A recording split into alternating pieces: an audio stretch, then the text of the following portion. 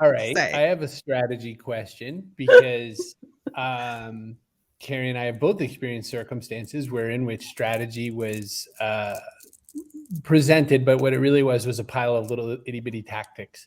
How do you help people understand kind of like the right scale of strategy? Because I think there's two ways to go wrong here. Like, I think you could say, here's a list of tactics. That's not a strategy. And the other is, here's this grand strategy. Here's how we will build a 4-century long empire.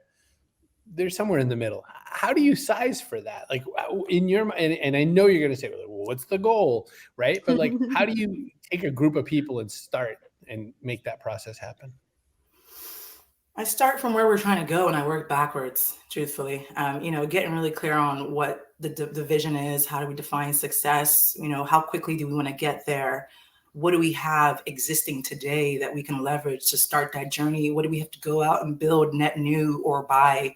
And then I also do this thing where I look at all the other options that are on the table, the alternatives, and assess the opportunity cost, which is a very specific concept. Are you familiar with opportunity cost?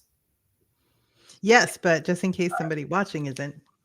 Well, for me, my introduction to it was back when I was 18 in New York City studying economics at Columbia University, right? So that was when I remember sitting wide-eyed and being like, oh, my God, okay. So when you say yes to A, you're simultaneously saying no to B.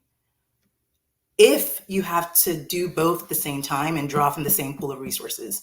And we tend to think of it like we're making one decision and we're going to revisit whether to do the second thing, but actually you're simultaneously making two decisions.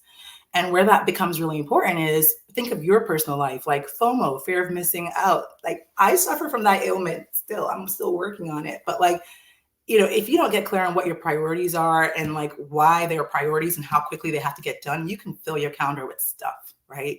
So that's your personal life. Imagine business where there's so many folks involved and there's so much at risk. It's even more critical to get that right. So that's my approach is you've got to be really start from the end, work backwards, get clear on why this matters, how quickly you want to get there, and then have an objective structured way of assessing the other options on the table.